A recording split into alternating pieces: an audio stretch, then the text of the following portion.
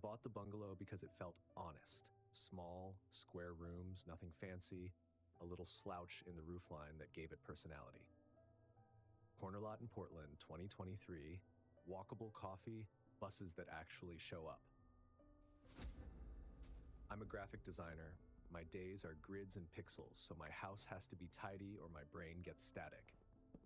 I labeled my moving boxes with masking tape and never took the labels off in case I reorganize, which I won't.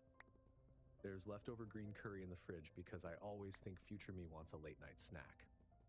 A dented watering can lives by the back steps. A yard sale rescue I keep meaning to repaint and never do. Nights, I do a lap. Stove knobs, outlets, back door, bedroom window. The sash on that window sticks a little, so I push it down hard, click the lock, and set one of those cheap contact sensors I bought in a 6-pack.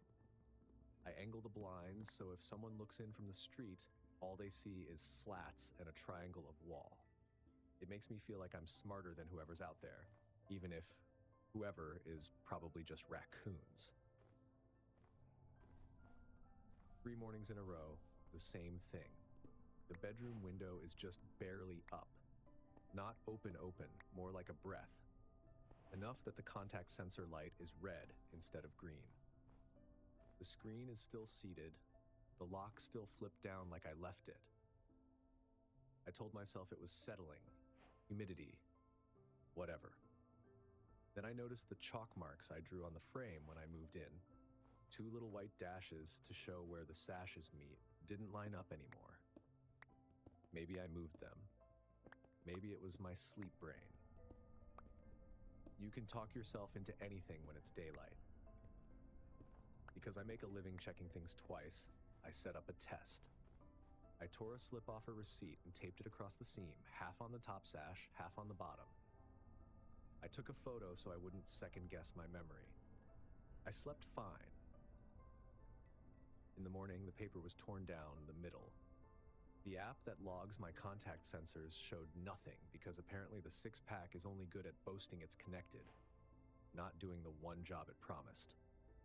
Outside, below the bedroom window, I keep mulch around a scraggly hydrangea.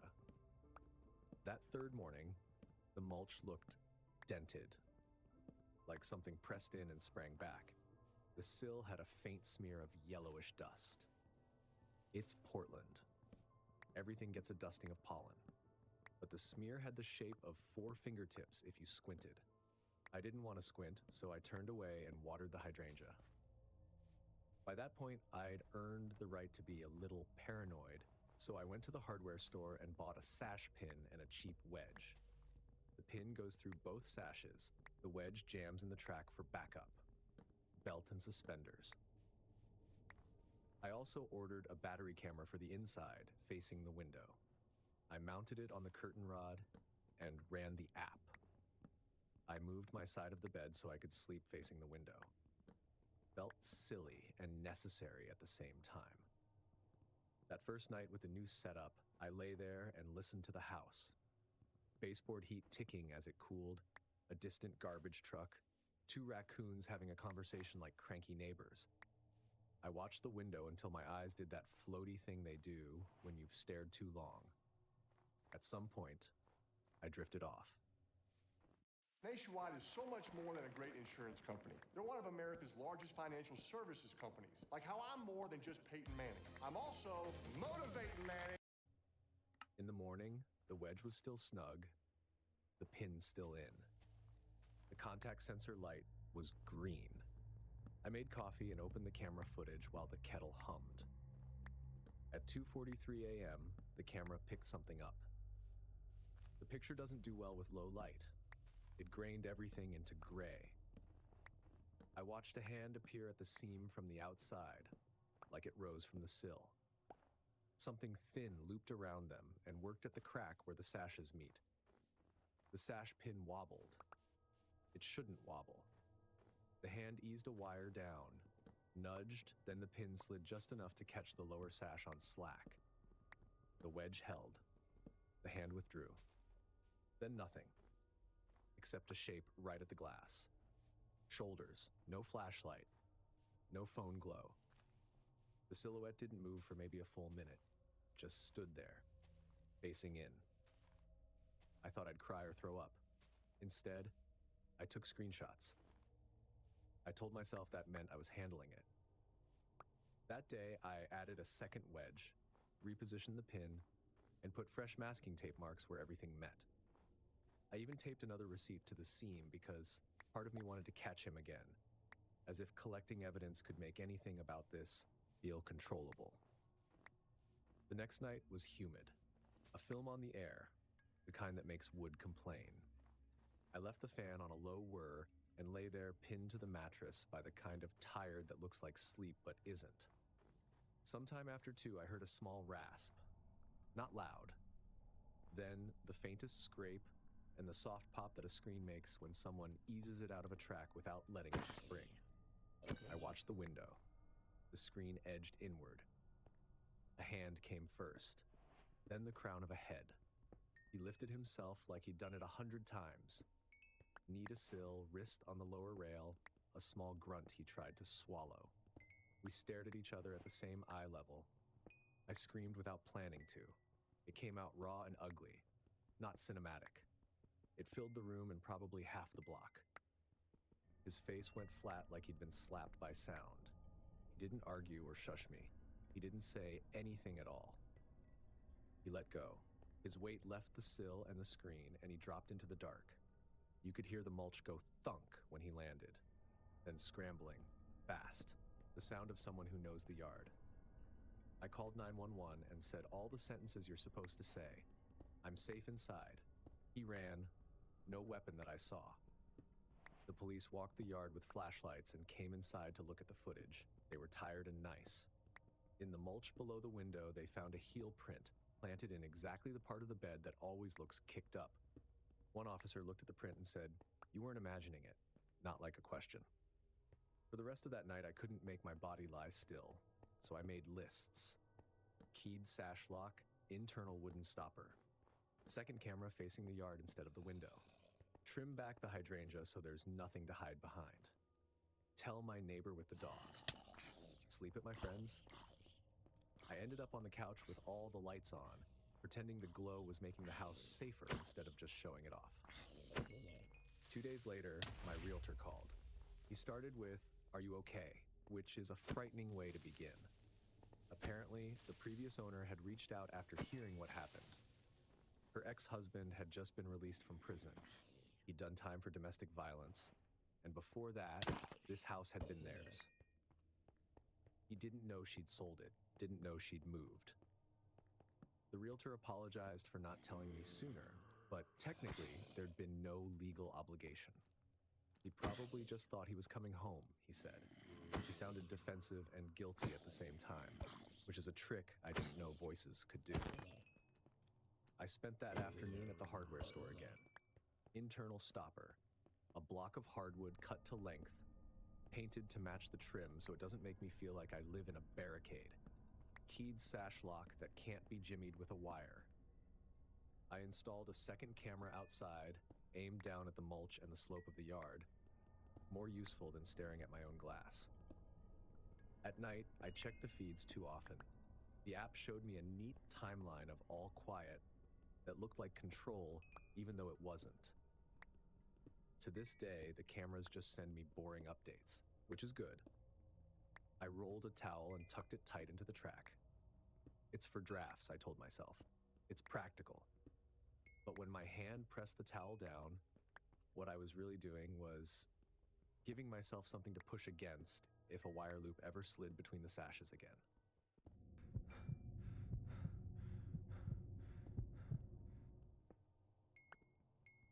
I rent a 2-room place in Raleigh behind a dentist's office. Not much to brag about. Thin walls, a window unit that thinks it's a philosopher, and floors that complain when the weather changes. I work nights at a salon, so I'm on a vampire schedule. Get home around 10, eat something quick, shower, try not to wake the neighbors. Dinner is usually a breakfast burrito I reheat in the pan because I like the tortillas a little crisp. I keep my tips in a mason jar in the bedroom closet behind a shoe rack because who's going to look there besides me? The smell started on a Tuesday night. I was closing the closet after grabbing a sweatshirt and something hit me in the face. Plastic left on a dashboard, warm and sour.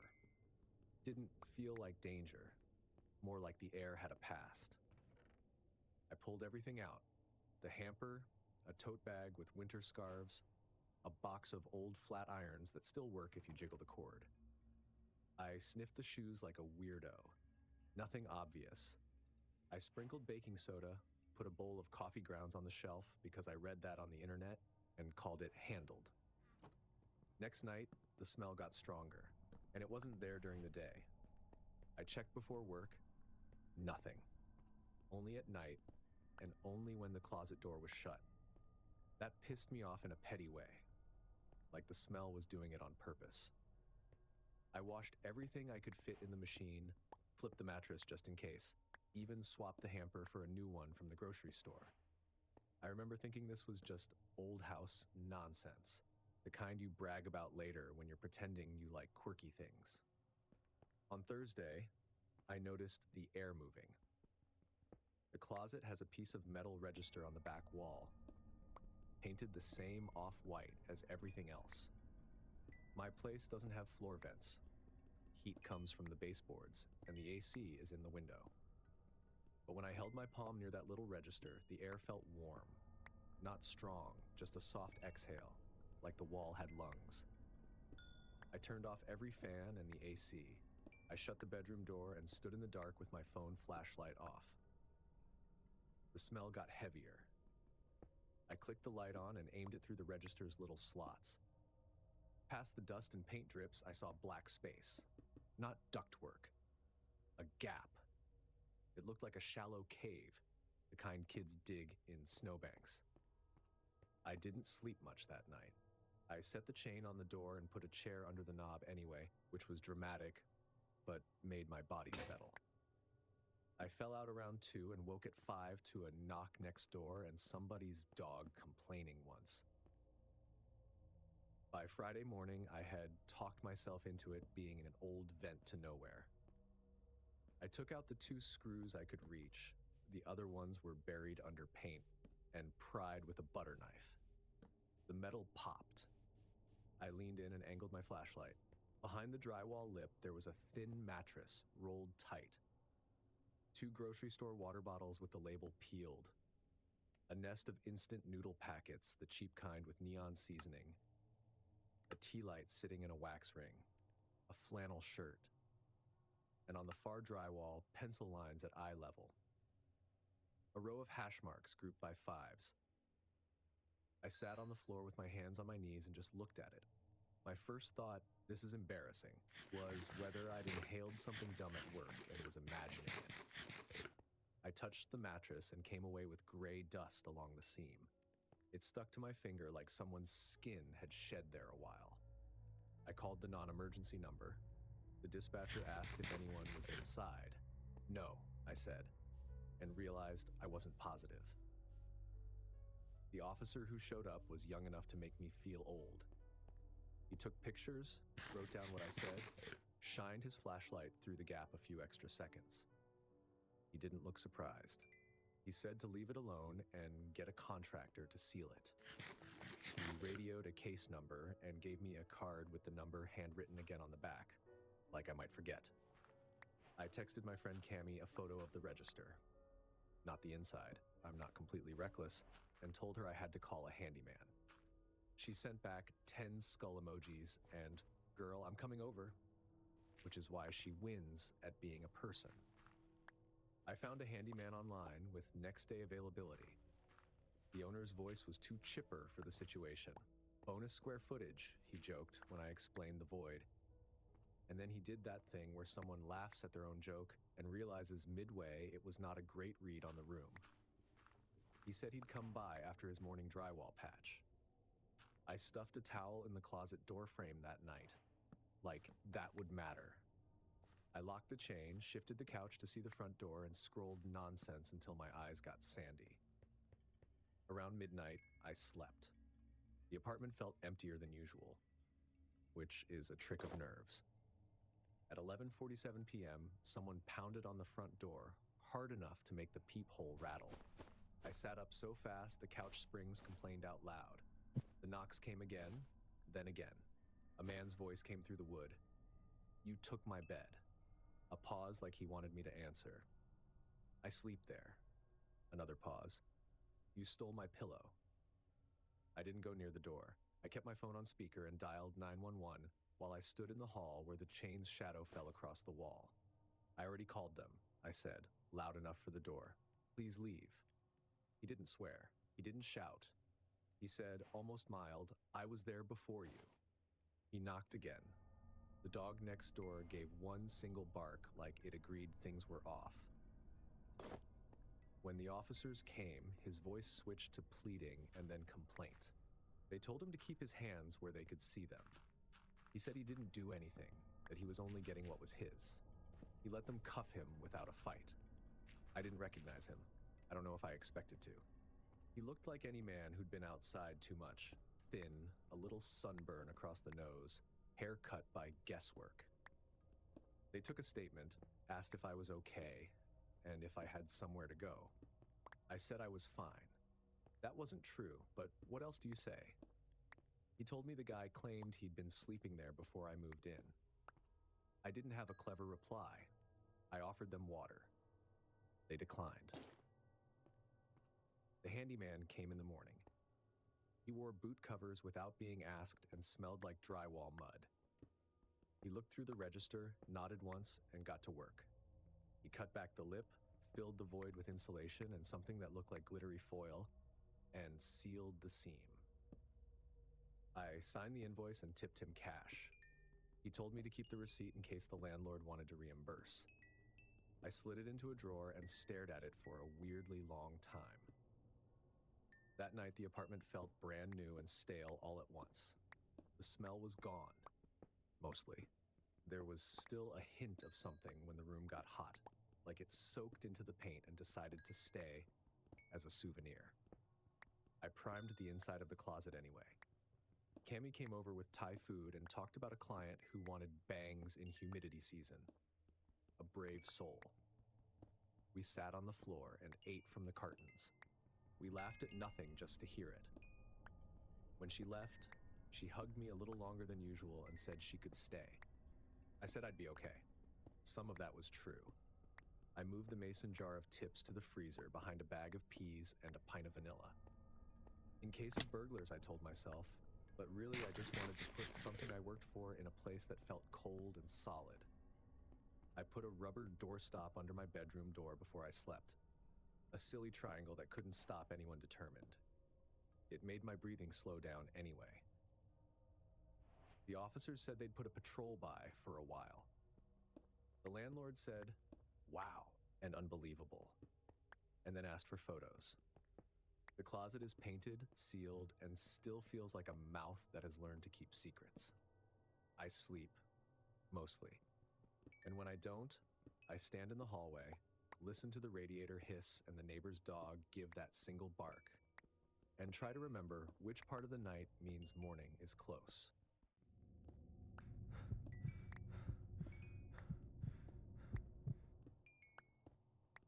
I bought a single-story ranch because it fit the spreadsheet. Palm trees and matching mailboxes. I work remote, so my days are columns and totals, not weather or people. The first week, the neighbor to my right introduced himself.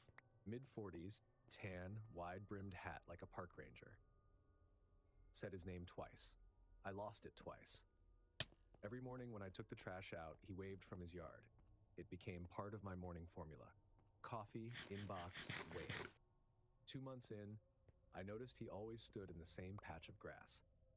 Feet planted, shoulders squared to my house. Never a step left or right.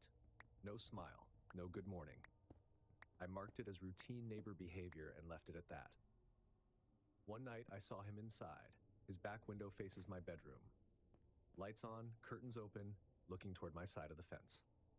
No phone, no cooking, just watching. I told myself, people stare at nothing all the time. Accountants stare at spreadsheets. Maybe he was doing the mental version. Then on a Tuesday, the waves stopped. I stood there with the trash bin open, waiting for the gesture that would close the loop. Nothing.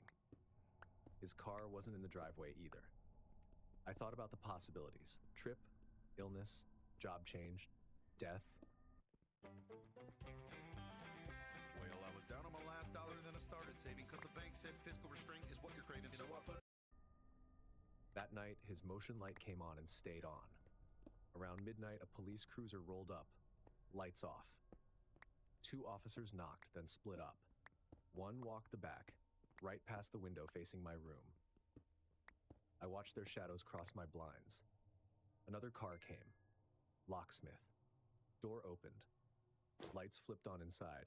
Entry, hall, kitchen, like someone turning pages. A plainclothes guy arrived next. Gloves, clipboard. They carried out 3 boxes, no stretcher.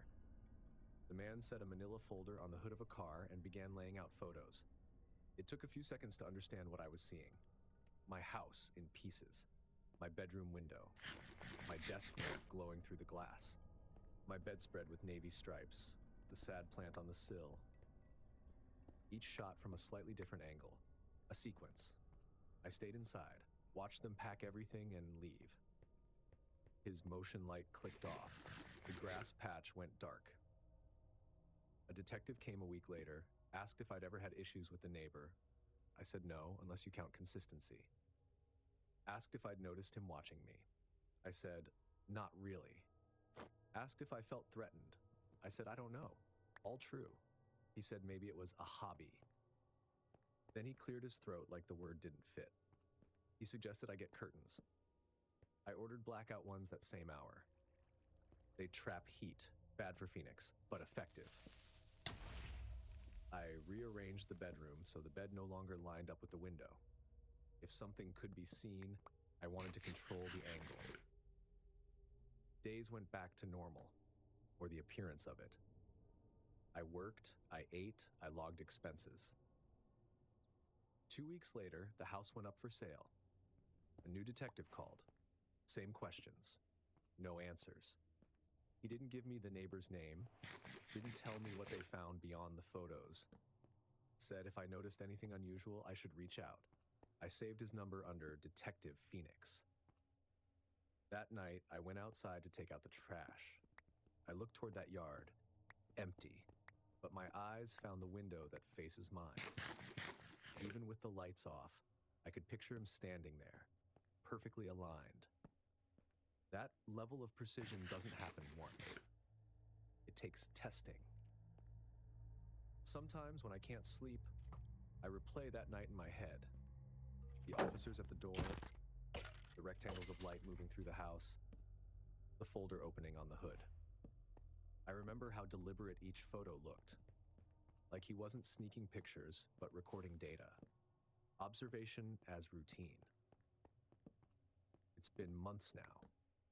The new owners moved in, a couple who keeps their blinds closed most of the time. The motion light still flicks on randomly. Could be a cat, could be a sensor glitch.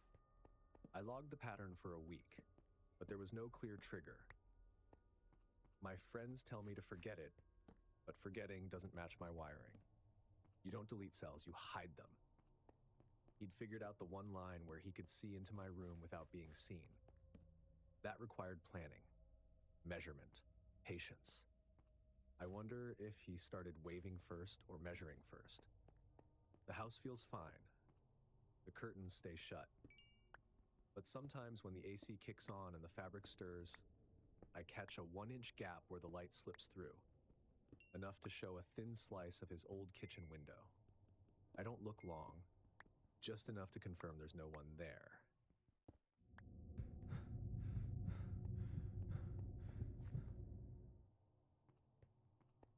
I litigate contracts. My job is to find the clause that saves you. When I bought my house, I read every line.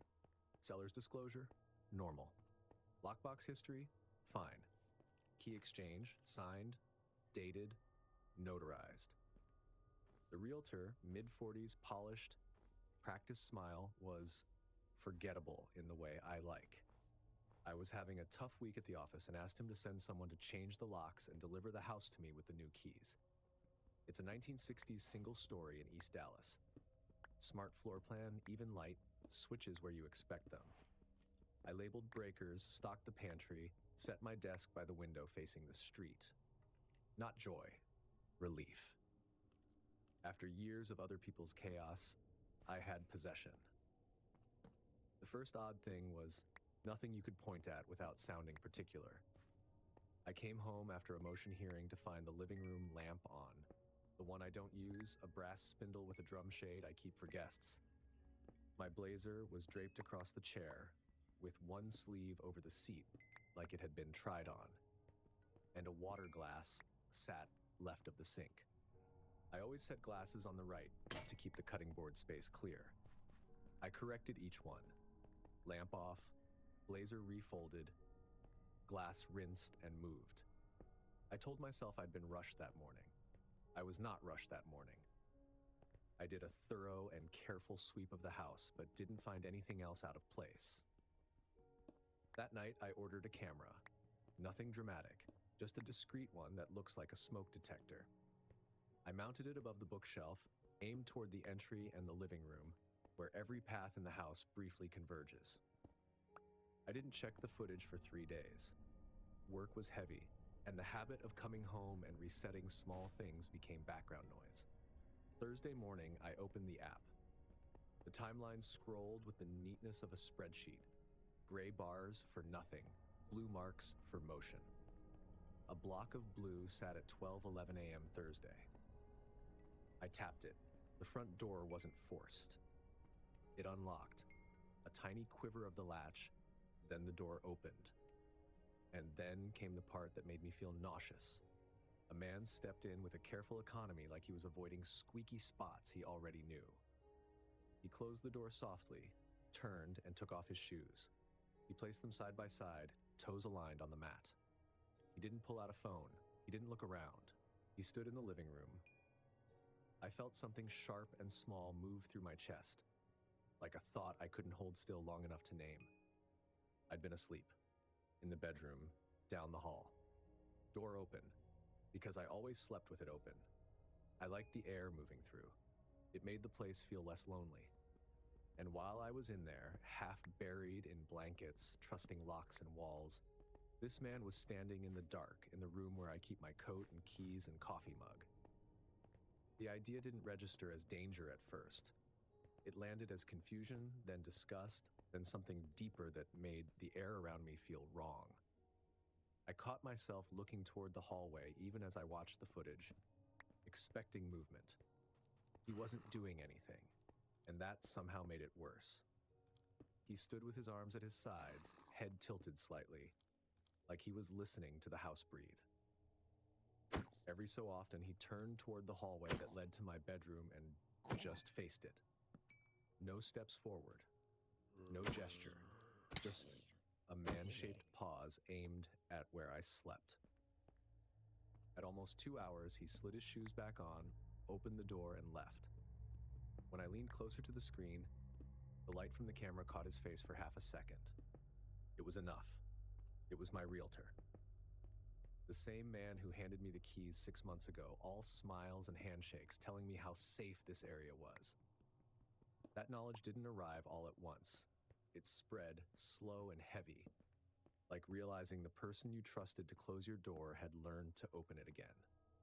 I went through my closing emails, every attachment, every sentence. I found the line I'd forgotten. I'll keep a backup for emergencies. It helps if something goes wrong before you're fully moved in. It had sounded harmless back then. I'd thanked him for being thorough. Now I read it again, and all I could think was how easy it is for someone to call control a favor. For a long time, I just sat in silence, watching the freeze frame of his back turn toward the hallway. I realized that even after seeing the video, my body hadn't relaxed. It was as if my house wasn't a house anymore, just a container that had let someone in and hadn't told me. I called the non-emergency line and made an appointment to speak with an officer. I explained that I had camera footage of someone entering my home without consent. The dispatcher asked, "Was there any property damage?" I almost laughed. No, I said. He didn't break anything. That's the problem. I forwarded the footage to myself and printed stills with the timestamps, because paper is still how you make something feel like it exists. The next morning, I met with the officer. I handed him the flash drive with the video and printed stills of each frame that caught the man's face. He watched in silence. Then he paused it on the shot where the man faced the hallway and said, "You sleep that direction?" "Yes." "You recognize him?" I nodded. "My realtor." He didn't ask me if I was sure. The footage made that question irrelevant. He asked if I wanted to be there when they confronted him. I said yes. I wanted the record, but more than that, I wanted to look him in the eye and see what he looked like when he ran out of explanations. We met at the realtor's office 2 days later. The conference room had a framed poster that said something about home being a feeling, which landed sideways. The realtor walked in with the busyness of someone who thinks pace can outrun consequence. He looked at me, then at the officer, and tried a smile. I laid the printed stills on the table, each timestamp in neat black font. He started talking before anyone asked him to. Said he'd been doing routine security checks. Said there'd been break-ins in the neighborhood. He even tried to frame it as concern, like I should thank him. He had no emails, no contract addendum, no text messages, no consent form. The officer asked, "Why at midnight?" The realtor looked at the table. Silence did more than any speech could have. We filed the police report that afternoon. The realtor was charged with trespassing, along with a temporary restraining order and a formal complaint with the real estate board. I went home and replaced the smart lock with a manual one I could hear turn. I added a door bar and had every keyhole re-drilled. But that night, even with new locks and legal measures, the fear didn't dissolve. It just changed shape. Because no matter how many steps I took, I couldn't stop picturing that while I was asleep. My bedroom door open. A man I once trusted had been standing in my living room, listening to the quiet like it belonged to him. And that knowledge, more than the footage, more than the evidence, was the part that never really left.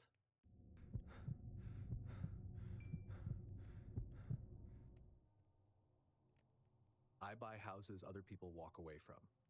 Nashville's full of them, flips with shiny paint over old bones. This one looked simple. 2-bedroom, crawl space foundation, new flooring that still smelled like glue. The inspector's report read, "No notable defects." I printed it, slipped it into my color-coded binder, and moved on. I manage rentals for a living, so I always have a headlamp, knee pads, pest traps in the truck. If something goes wrong, I fix it. If I can't fix it, I document it. That's how you keep the chaos out of your head. Not gonna lie, it began with something dumb. A vent. Living room, low on the wall, right below a window. A return grill, bright white and clean. But the floor plan from the flipper showed only one return. In the hallway. This made 2. And outside, there were 4 foundation vents in the brickwork, not 5. I counted twice. The numbers didn't match. I bent down and looked closer. The screws were mismatched. 2 Phillips, 2 flathead. Rookie detail. Someone had worked on it fast. I grabbed the drill from the truck and backed them out. The grill popped off, leaving a dustless outline on the paint. Behind the ductboard was nothing. Just black air. No ductwork. No insulation. A gap that went deeper than it should. That bothered me. I've seen plenty of flips done in a hurry, but this felt different. I went to the crawl hatch in the utility corner. The flipper had left it clean, which is rare. I opened it and felt that familiar crawl space breath. Damp soil, old plastic, and something else, maybe chemical. I strapped on the headlamp and dropped down. At first, it was the usual. Joists, pipes, a few cobwebs that looked fresh. Then the light hit something that shouldn't have been there. A mattress, thin and folded flat on plastic sheeting. Next to it, a half-pack of bottled water and a grocery bag with a receipt stapled to the handle. I picked it up. The date was yesterday. There was a small pile of folded mailers rubber-banded together, addresses from nearby streets, not mine. I traced a joist with the light, saw a line of charcoal scrawled across the beam. One word, written over and over. Mine. I stayed crouched there longer than I should have, with the headlamp trembling a little on my forehead. It's not unusual to find signs of squatters in vacant houses. Usually you just call it in, patch it up, move on. But this didn't feel like leftovers. It felt like I'd walked into something current.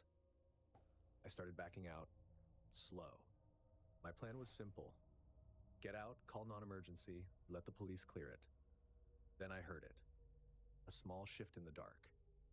Not a rat, not the house. Weight moving across dirt. Hello?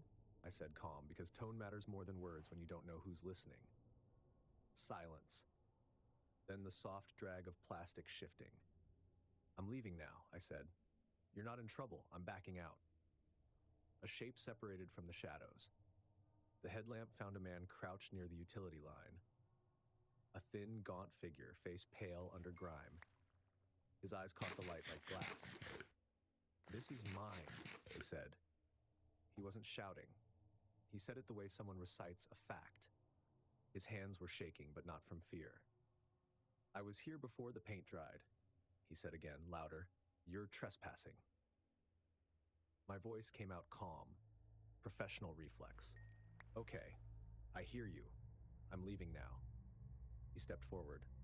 My light caught the edges of his face, the streaks of dirt on his jaw. You came into my room, he said. You touched my things. You don't belong here. I kept my back toward the hatch and eased one knee at a time, careful not to trip over pipes. I'm calling the police, I said. I'm going outside now. The word outside seemed to set him off.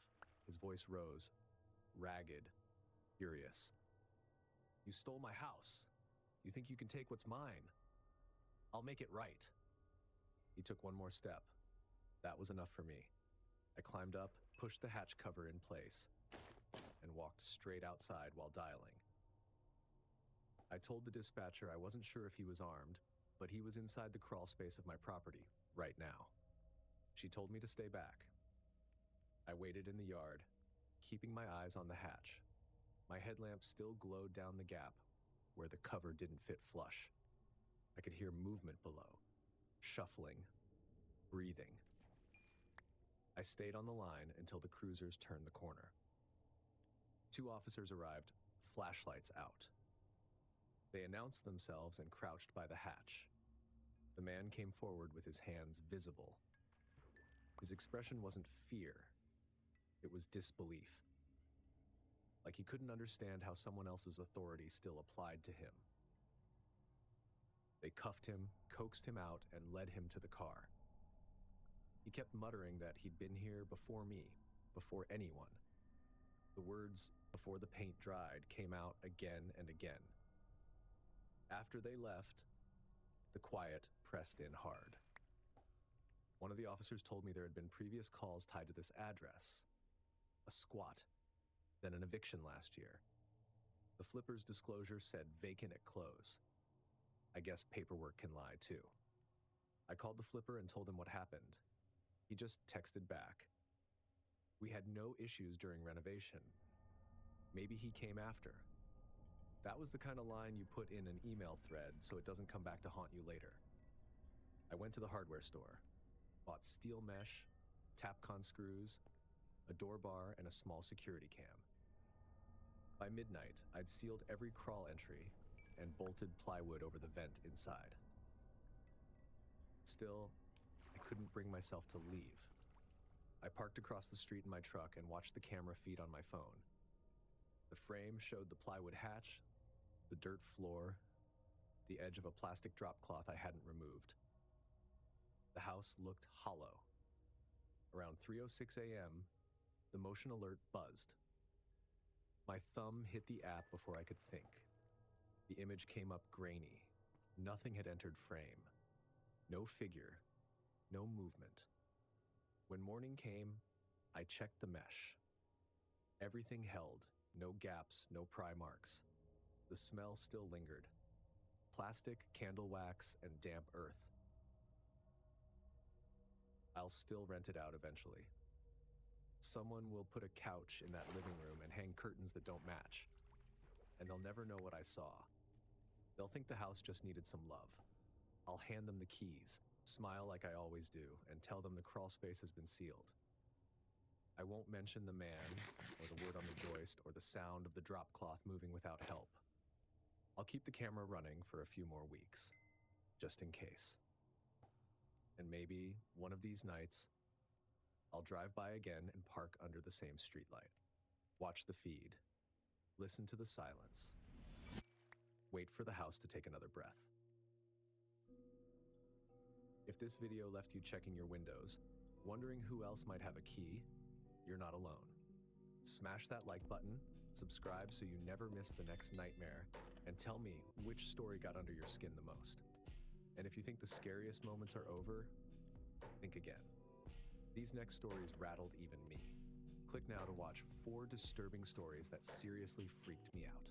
Thanks for watching. Stay alert, stay safe, and I'll see you in the next nightmare.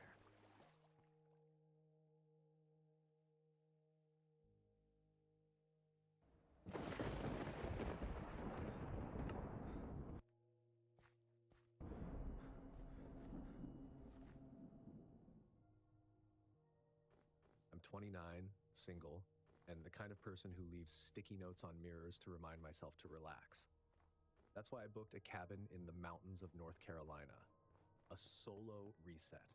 I wasn't running from anything dramatic. I just wanted a quiet place to write, sleep, and pretend I had control over my life for 48 hours.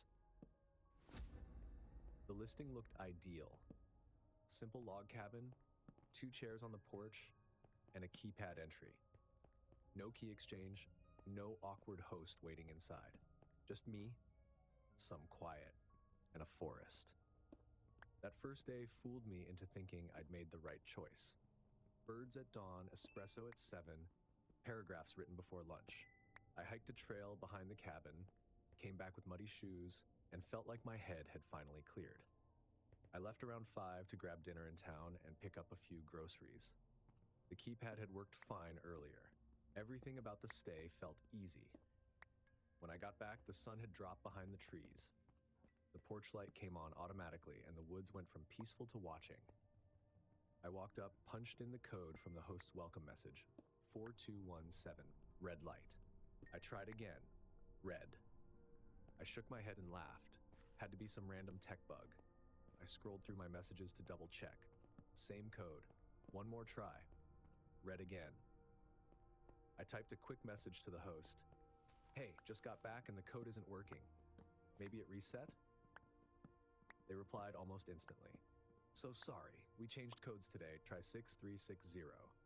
I entered it. Green. The lock clicked. I stepped inside, relief washing over me, until a faint, minty smell hit me. Not the scent of pine cleaner, but toothpaste. My toothpaste. I closed the door behind me with groceries in hand and turned toward the bedroom. My suitcase, neatly packed that morning, was open. My shirts weren't rolled anymore. They were folded, socks on top, shoes moved. Nothing stolen, just rearranged. A small voice in my head whispered that maybe I'd left it like that. I wanted to believe it, but then I saw the toothbrush. It was damp. I hadn't brushed since morning. And then I heard the water running, not from the sink, the shower. It came from the hallway bathroom, the one I hadn't used. There was humming, low, off-key, and definitely male. I stood there frozen, still gripping the grocery bags. I scanned the room for something, anything, I could use if I needed to defend myself. Nothing but my car keys hanging on a hook labeled, "Welcome." I backed toward them slowly, trying not to make a sound.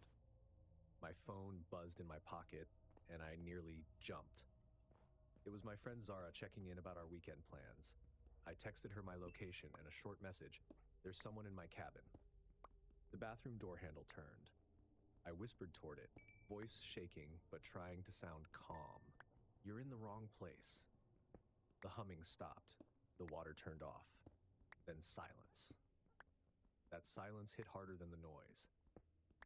I could hear the faint drip of water, the squeak of feet on tile. I didn't wait. I turned, grabbed my bag, and moved toward the back door. The listing had shown a hidden spare key under the third deck step, a little magnetic box the host had bragged about in the description. I thought it was overkill then. Working across teams is tough, but Asana helps you handle it. Asana AI can spot roadblocks and assign work to keep everything on track. That's how work gets handled. Visit us at asana.com. Now it might save me. I slipped outside, crouched, and fumbled beneath the step until I found the box. My hands were trembling as I turned the key in the lock. I pulled the door shut behind me, leaving the key jammed in the lock so it couldn't be opened from inside. Then I sprinted toward my car. I hit the unlock button before I even saw the car, jumped in, and peeled down the drive. Once I hit the main road, I finally exhaled. My hands shook on the steering wheel. I called 911 and told the dispatcher everything. The operator told me to stay in the car nearby and keep my lights on. Deputies were on their way. While I waited, I texted the host again. There's someone inside. Please call me. A minute later, 3 dots appeared. Then, oh my gosh, maybe one of the other guests mixed up cabins? I'll come by. Other guests? The listing said private property, no shared spaces. My pulse started to climb again. A few minutes later, 2 sheriff's cars rolled in, lights flashing, the narrow road barely wide enough for them. I waved them down and explained everything. One deputy stayed with me while the other approached the porch with a flashlight drawn. A third car pulled in behind them. It was the host's SUV. He got out looking flustered, wearing a fleece vest and sneakers. I think there's been a mix-up, he said, hands raised like he wanted to calm the air. We manage several cabins here. Sometimes guests go to the wrong one. Happens more than you'd think. I looked at him. My toothbrush is wet. He blinked. What? My suitcase was rearranged. There's a man in the shower. His mouth opened, but before he could speak, the deputy by the door called out, "Sir, could you come here?" The host hurried over. They spoke quietly for a second before I saw it, a figure stepping out onto the porch. He was wrapped in a towel, barefoot, dripping water down the wooden steps. He looked stunned, like he was the one who'd been caught. The deputy had one hand near his holster but didn't draw. "Sir, this isn't your rental," he said. The man blinked, confused. "It's 16 Blackbird Trail, right?" The host rubbed his forehead. "No, this is 14. The man frowned. "But the code worked. You sent me this address."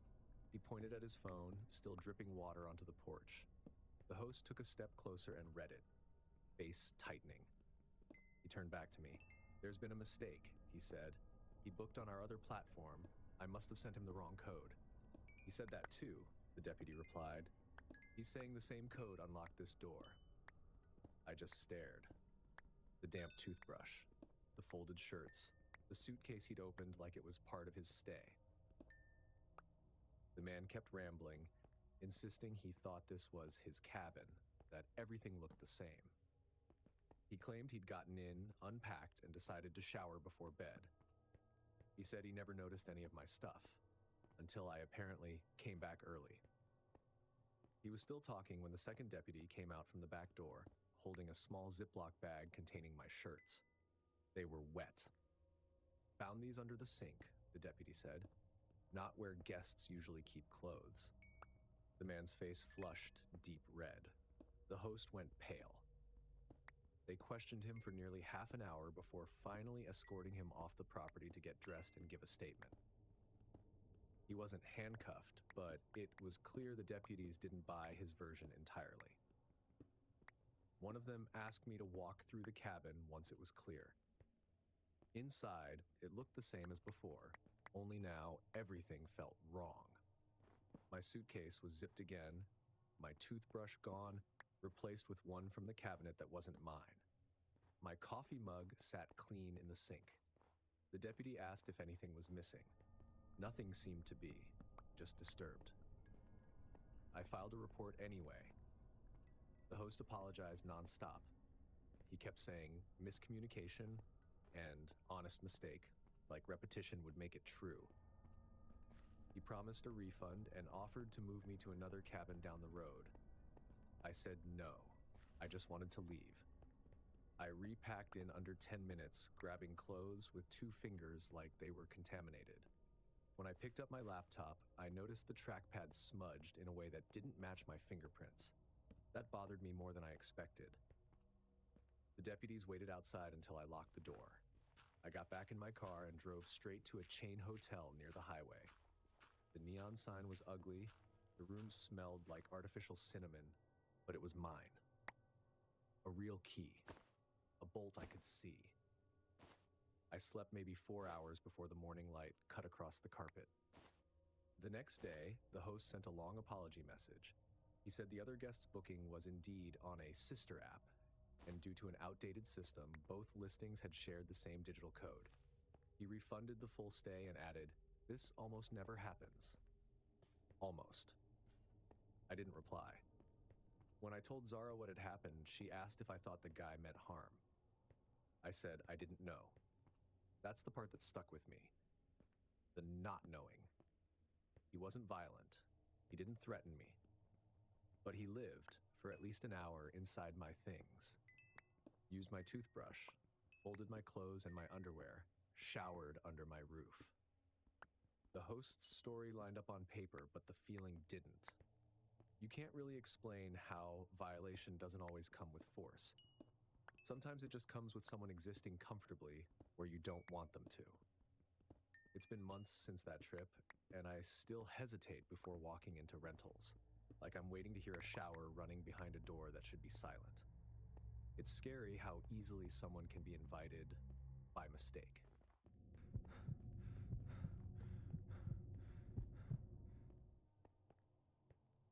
I went up to the Adirondacks with a $20 tent, 2 packs of ramen, and the kind of burnout you only get after finals week. I just wanted quiet. Trees instead of traffic, sky instead of screens. A quick escape, that's all it was. Camp one night, clear my head, and head home smelling like smoke. The sun was slipping behind the ridgeline when I pulled into the loop. My sight was at the far end. The spot had some shade and a view of the lake if you leaned the right way. Nobody close except a family 2 sites over with a yappy beagle. The rest was forest and wind. I popped the tent fast, proud of myself for not breaking anything, and noticed the fire ring still looked warm. Not just visually, it felt warm when I held my hand over it. Someone had been here hours, maybe minutes before me. Beside it was an ash print, a faint square on the ground exactly the size of my tent footprint. Same diagonal seams. Same model, apparently. But, lots of people buy the same cheap tent. I brushed the thought away and got to work on dinner. Ramen, a gas stove hissing, the air full of mosquito wine. When the stars came out, I stretched inside my tent, half reading, half listening to the lake. By midnight, I was out. Somewhere past 3, I woke up with that weird certainty that something outside had changed. Then I heard it, a whisper, right outside the tent. "You came back." The voice was close, slurred, low, and male. I didn't move. The nylon glowed faintly from the moonlight, and I could see the outline of a figure crouched near the door. A hand brushed the side of the tent, making it sway. "You came back," he repeated, louder now, followed by a dull kick against the pole. I wanted to believe it was some drunk at the wrong site, but he sounded like he knew me, like he'd been waiting. "If you're a real man," he said, "come out and face me." I lay there, heart doing that tight, trapped thing, trying to think. My phone was inches from my head inside the sleeping bag. I slid one hand slowly toward it, praying the nylon wouldn't make noise. The movement felt like forever. It was 3:02 a.m. I texted my friend Sam, Man outside tent, drunk, not leaving. Then I hit 911. The operator answered instantly. 911, what's your emergency? I whispered the campground name and site number, explaining there was a man outside threatening me. She told me to stay put and keep the line open. Outside, the footsteps circled my tent. His breath reeked of alcohol even through the fabric. He gave another hard kick. Get out. We aren't done. Then, from somewhere further off, another voice shouted, Leave it, man. Wrong site. That gave me half a second of hope, but the first guy didn't back off. He came back, he barked, sounding desperate. Same tent, same spot. He started pacing, crunching the gravel, muttering under his breath. The dispatcher whispered in my ear, Stay calm. Rangers are on their way.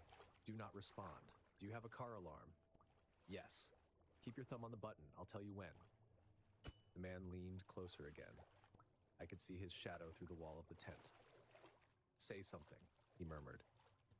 Another voice, his friend, I guessed, pleaded, Dude, not him. Let's go. The drunk ignored him. Come on, be a man. I whispered just loud enough for him to hear, I'm on the phone with the police. Silence. Then a short laugh, sharp and mean. He flicked the corner of my tent with his finger. You always were a tattletale. That chilled me worse than yelling could have. Whoever he was talking about, it wasn't me. The dispatcher said, Hit the horn, now. I pressed the button twice. My car, parked 10 yards away, exploded in noise. Blaring horn, flashing lights. The sound shattered the stillness, echoed through the trees. The beagle down the loop went nuts. Somewhere, a baby started crying.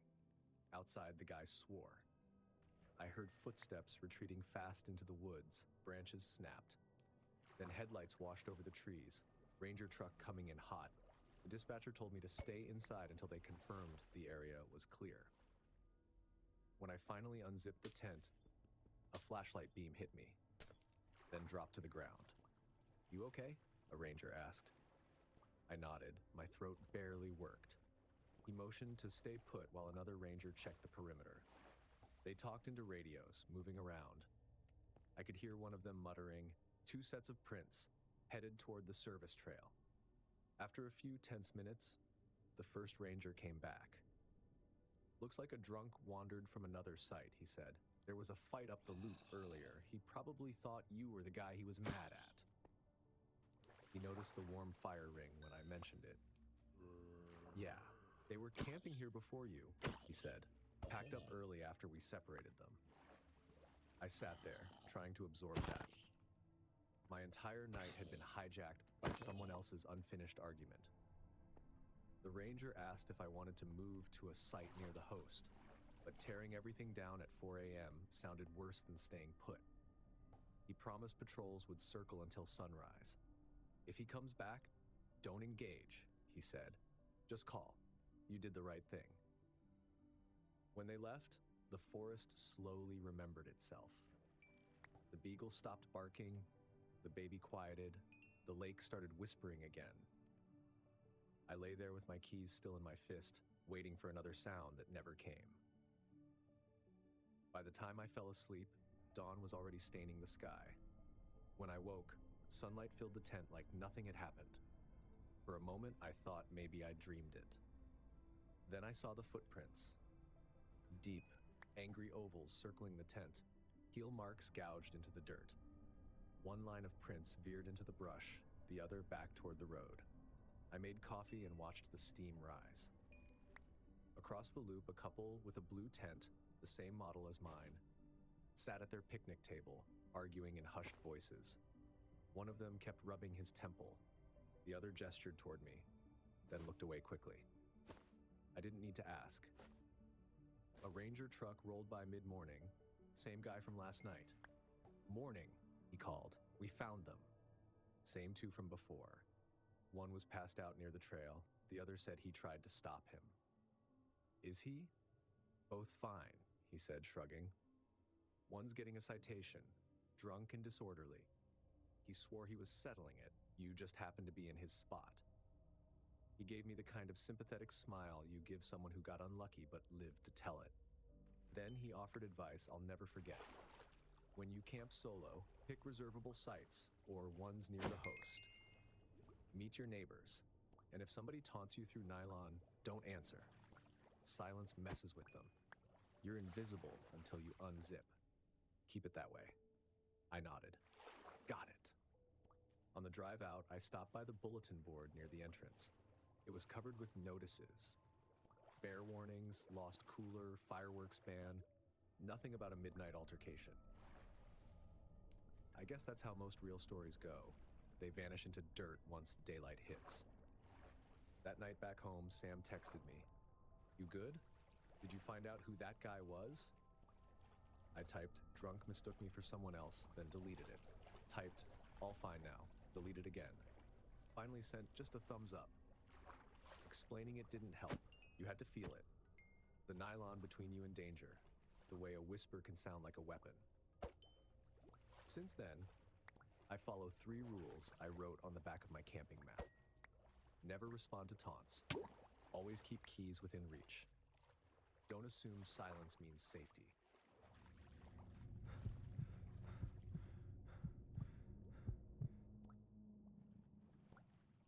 I just dropped a rebuilt transmission at a shop outside Flagstaff. Topped off my coffee, checked the tires, hit play on my drive home playlist. Long straight miles, that's my reset button. The highway stretched flat and clean. Cruise control on, music low, the world all mine. Then the GPS chirped, detour ahead, incident on I-40. A purple line curved south, promising 15 minutes saved. I squinted at the map, looked fine. I'd seen closures before. Usually they're legit. I took the exit. The ramp dropped to a dirt road. Hard-packed, smooth enough. The screen still showed a crisp line, the voice saying, continue on County Road for 6 miles. Off to my right, the interstate shimmered with a few headlights, then disappeared behind the ridge. A minute later, I noticed old yellow tape tangled in the junipers. Sun-bleached, brittle, like leftovers from some long-ago search. The desert keeps whatever you drop in it. I rolled my window halfway. The phone still had 2 bars. I figured it'd be fine. Half a mile in, the headlights caught movement. A man stood dead center in the road wearing a reflective vest. He raised one arm, waving me forward. I slowed. Tapped the horn twice. The hey, I see you. No cones, no strobes, no work truck. Nothing but him and the vest glowing white. He turned his head slightly away from the beam like he didn't want the light on his face. The rest of him stayed still. I coasted to a stop 40 feet back. The GPS arrow drifted ahead on its little route like it had no idea what was happening. I've seen real road crews at night. They want visibility. Hard hats, floodlights, clipboards. This guy looked like he'd borrowed half a uniform. Something about the quiet made my skin buzz. I eased the shifter into reverse. The truck rolled a few feet back. That's when he started walking toward me. Not running, just quick, confident strides like a man sure the other person will stop. And from the brush to my left, I caught another flicker of motion. Low, dark, keeping pace with him. Decision time. Reverse slam to drive. I whipped the wheel for a wide U-turn. The truck fishtailed before gripping again. The figure lifted an arm, maybe to yell, but I didn't wait to hear it. The road blurred back toward the highway. In my rearview mirror, 2 beams snapped on. Low, bouncing. ATVs. They tore through the dust, angling after me. The lights bobbed, weaving closer, then split, one to each side of the track. I pressed harder on the gas, not flooring it, but fast enough to make every rut feel like a punch. The coffee cup hit the floor, sloshing. The dirt narrowed to a wash with a cattle guard glinting ahead. I took it straight on, the metal rails clanging under the tires.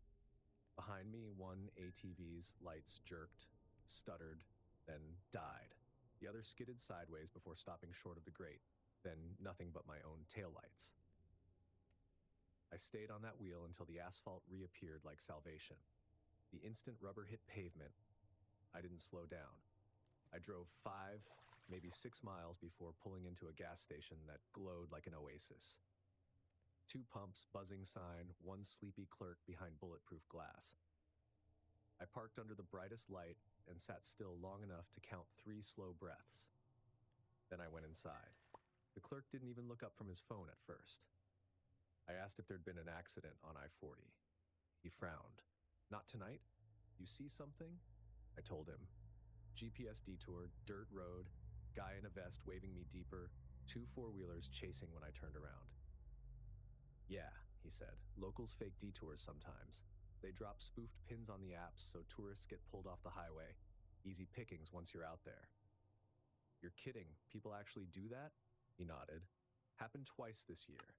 They wait till dark, wear vests so you trust them, steal whatever you've got when you slow down. Sometimes worse. Highway Patrol's been trying to track who's doing it. I bought a water and pretended to be calm while he rang it up. Outside, the desert night pressed against the glass like a black sea. After a few sips, I called Highway Patrol, gave them the coordinates, the dirt road, the description. The dispatcher thanked me and said a trooper would sweep the area. Do you need an escort? She asked. No, I said. I'm back on pavement. She paused. Then stay on it. People love to say, you just got lucky. I don't think luck had much to do with it. I think the only reason I'm still here is because something about the silence around that vest felt wrong, fast enough for me to listen to it. You tell a story like this later and folks nod politely but don't really feel it. They imagine the dirt road as empty, peaceful, harmless. They forget how thin your headlights feel when there's no shoulder, no signs, and something human-shaped starts walking toward you without reason. For the record, I didn't see faces, just motion. A person pretending to help, another waiting for the cue, then 2 machines revving. I've replayed it 100 times, wondering what the plan was. Maybe they'd box me in. Maybe they just wanted whatever was in the cab. Don't confuse confidence for safety. Real people in charge want to be seen. Pretenders count on your hesitation. Weeks later, scrolling online, I found a post about it. Someone else describing a fake road closure near Flagstaff, with photos of reflective tape and boot prints. People in the comments argued if it was true, swapping theories like campfire stories. One guy said, probably just hunters messing around. Another joked, Arizona cryptid strikes again. They laughed about it, the way people do when something's far enough away to be funny.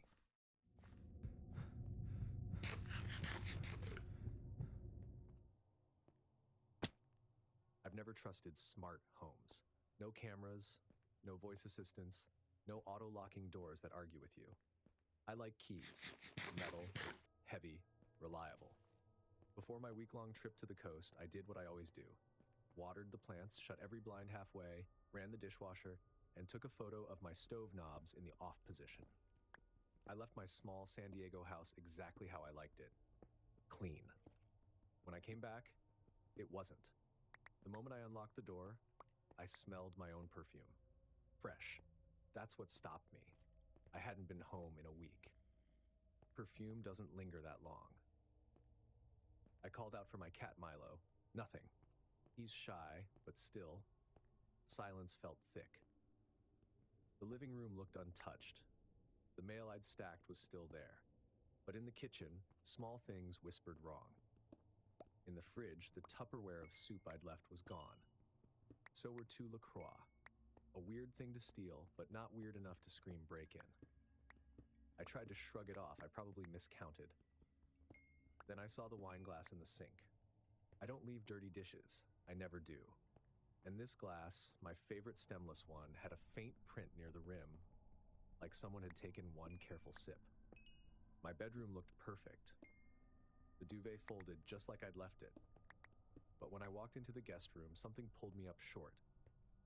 The bedspread was tucked in too tight, too precise. It had been used and remade. Not messy, neat, like a hotel bed reset between guests. That's the moment something in me twisted, because that kind of neatness only happens when it's for someone else. In the bathroom, I checked the spare toothbrush I keep for visitors. Damp. The cup had a ring of water in it. My skin prickled all over. That toothbrush hadn't been touched since Christmas. Downstairs, I looked at the garage keypad. Across the numbers, greasy smudges. Not random, but smeared in arcs, like someone had used their whole hand. My fingers land in predictable spots. These weren't mine. In the backyard, I ran my hand along the fence. One slat was loose at the bottom, bent just enough that a person could slip through if they flattened themselves. The grass behind it pressed down like someone had crawled under. That's when I remembered the spare key taped under the terracotta planter by the patio steps. Gone. Just the dust outline and the peeled back strip of duct tape like a scar. My stomach knotted. I sat on the porch trying to rationalize. Maybe a friend stopped by, maybe my cat sitter had a reason, but I hadn't told anyone about that key. I called a locksmith first, then non-emergency dispatch.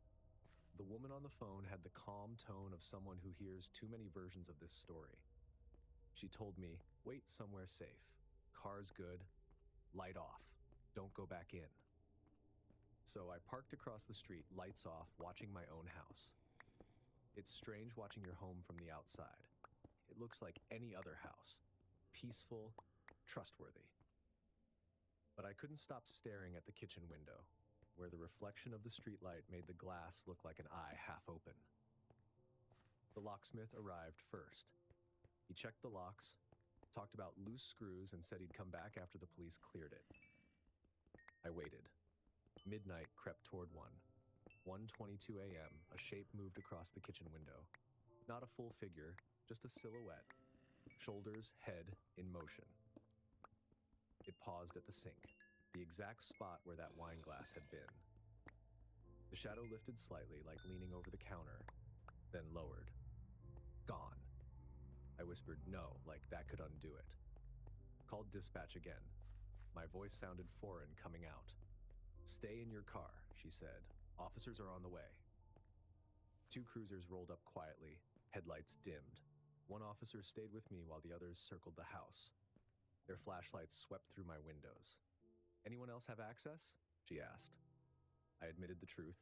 There was a spare key under the planter. She just nodded. You'll fix that. They moved inside, clearing each room. I watched their beams glide upstairs, then the hallway, then stop, pause, and move on. Finally, one officer radioed, clear. Inside, nothing was trashed. No drawers dumped. No obvious theft. That made it worse. In the trash can, a grocery receipt from 3 days earlier. My address listed as the delivery destination. Eggs, bread, smoked salmon, sparkling water. All items still in my fridge, meaning someone had been living here, shopping for here, replacing what they used. They dusted the glass for prints, smudges only, too partial to run. They took photos, door frames, keypad, fence, the missing key spot. One officer asked if I wanted to stay somewhere else for the night. I shook my head. No, I'm not leaving it. When they left, the silence felt heavier. I called the locksmith back. He arrived with a tool bag.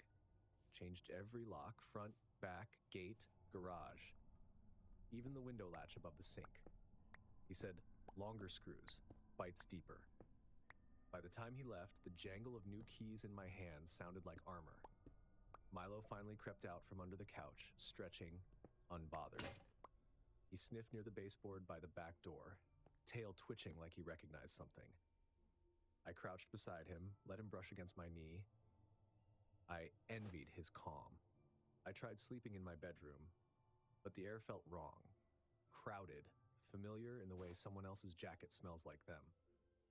So I took my pillow to the guest room. The bed was too neat but neutral.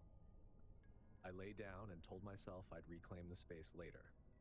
At 1:22 a.m., my body woke on its own, no sound needed. I stared at the ceiling, waiting. The house exhaled its usual creaks. Nothing. Still, I couldn't shake the image of that silhouette at the sink, doing something I couldn't see. In the morning, the officer followed up. Partial prints don't match anyone. No cameras nearby. We had a similar case in June. Same pattern. Food missing, bed used, door relocked. Same neighborhood. Same eerily polite intruder. Any theories? I asked. Could be a drifter. Someone watching for travel posts, reading mail, memorizing routines. They don't always steal. Sometimes they just live. She said it like she'd seen worse. Before hanging up, she added, "You'll want cameras, motion lights, maybe a friend to check in when you're gone." That day, I did all of it. Installed motion lights, ordered simple cameras, asked my neighbor to text me a nightly photo of my porch. But the truth that keeps me awake isn't about safety. It's about intimacy. Someone didn't rob me. They inhabited me. Used my things, ate my food, lay on my bed, washed their mouth with my toothbrush, and somehow they did it without leaving chaos. They left it better. If my place had been trashed, I'd know where to put the anger.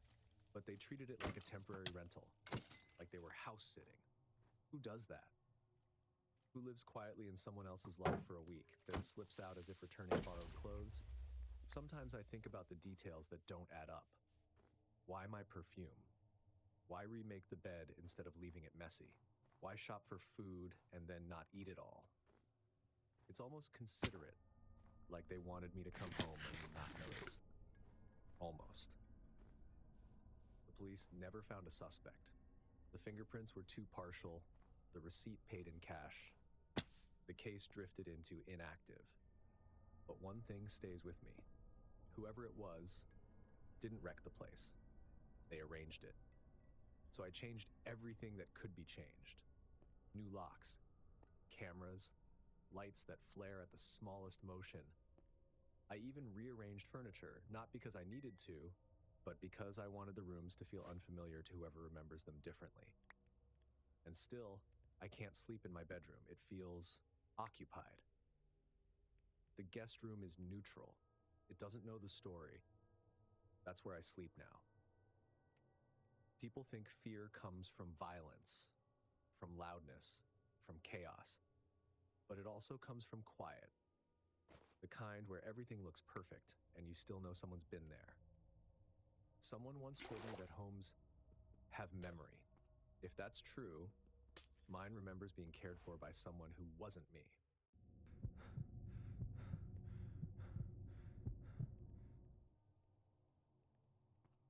Working nights behind a beach bar in Destin means your world smells like lime, sunscreen, and spilled rum.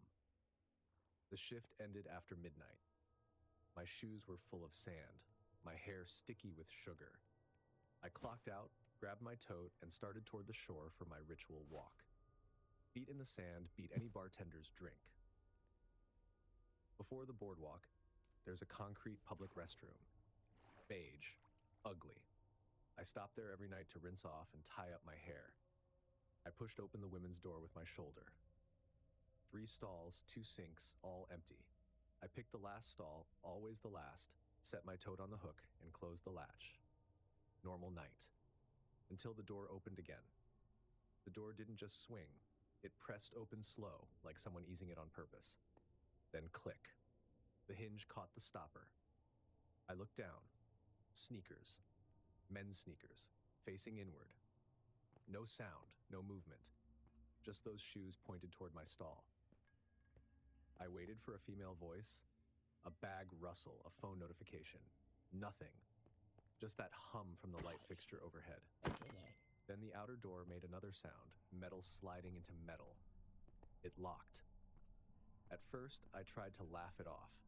"Hey, this is the women's side," I said, my voice echoing weirdly against the tile. The sneakers didn't move. Then a voice slid under the door.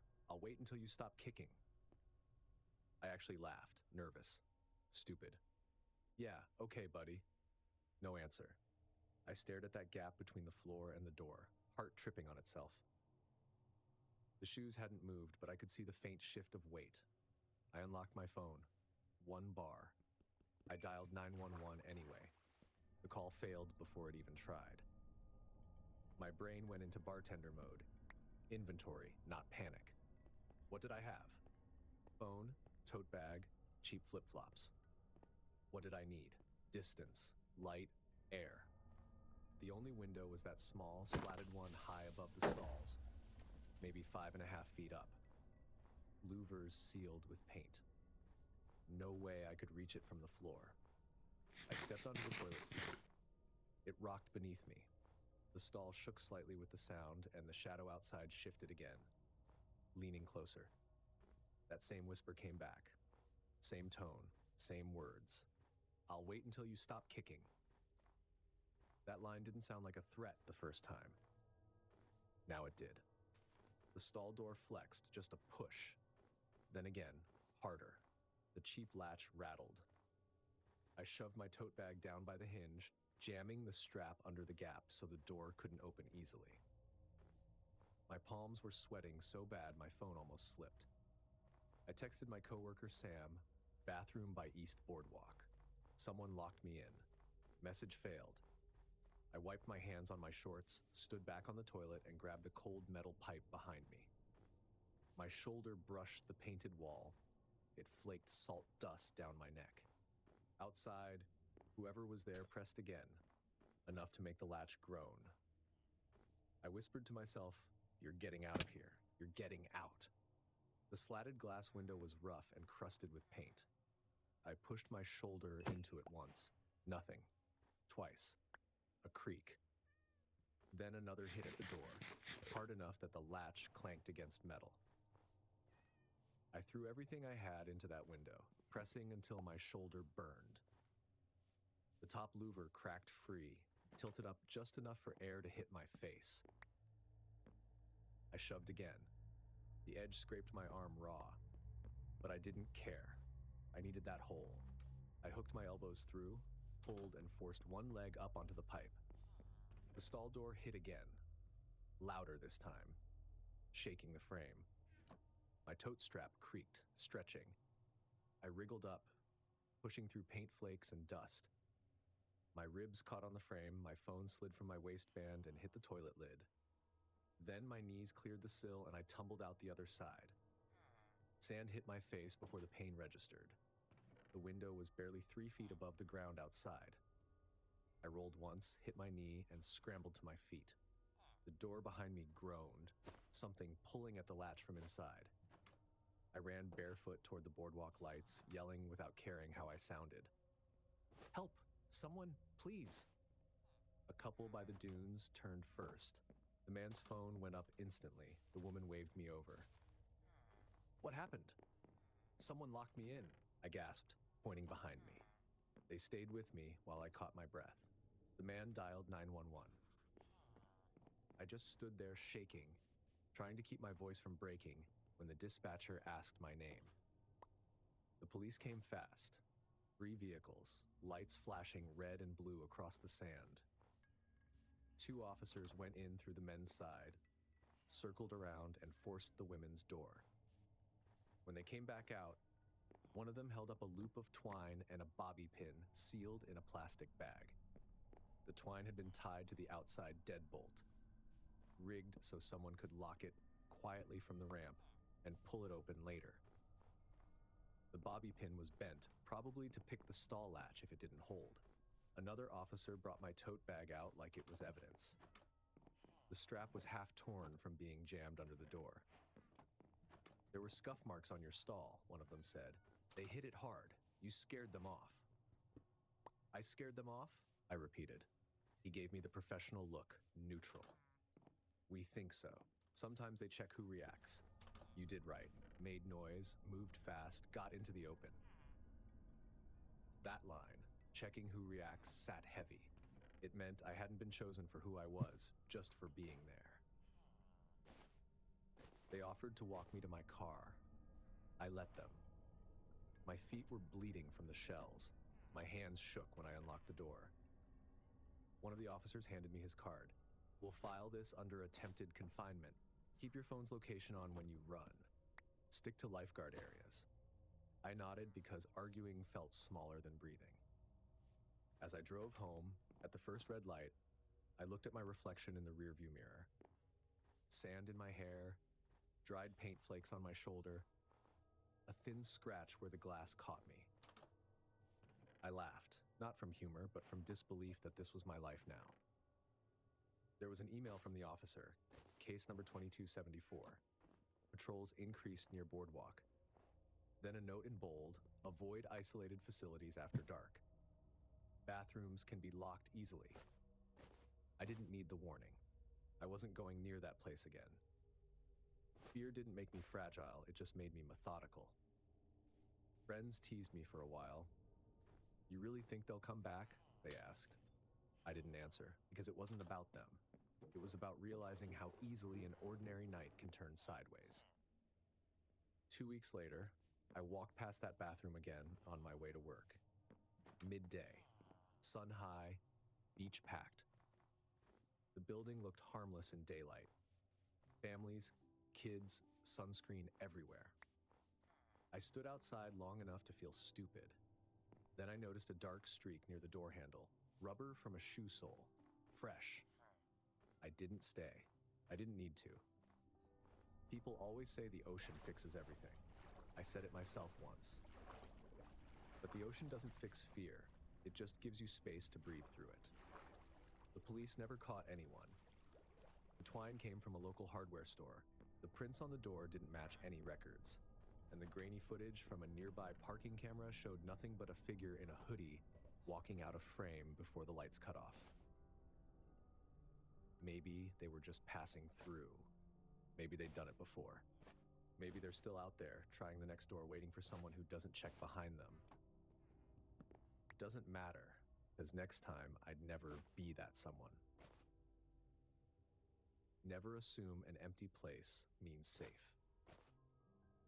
Never trust quiet. And if I ever have to pick between up and out, I'll climb again. Because when that window gave, the air outside didn't just smell like the Gulf. It smelled like freedom. If these stories made you realize that peace and quiet can turn dangerous in seconds, smash that like button, hit subscribe so you never miss the next scare, and tell me which moment you couldn't shake off. And since Halloween's creeping closer, let's turn the temperature down and the fear up. Click now to watch 4 disturbing trick-or-treating horror stories. Just remember, some knocks aren't for candy. Thanks for watching. Stay alert, stay safe, and I'll see you in the next nightmare.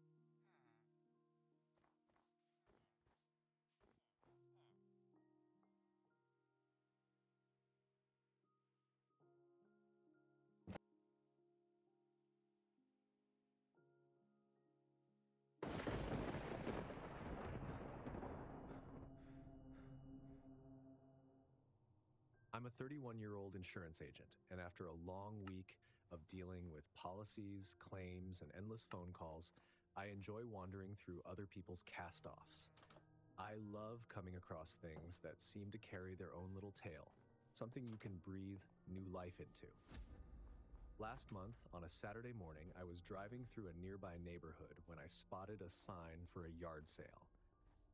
It was one of those last-minute detours, the kind where you don't expect to find much, but end up stopping anyway.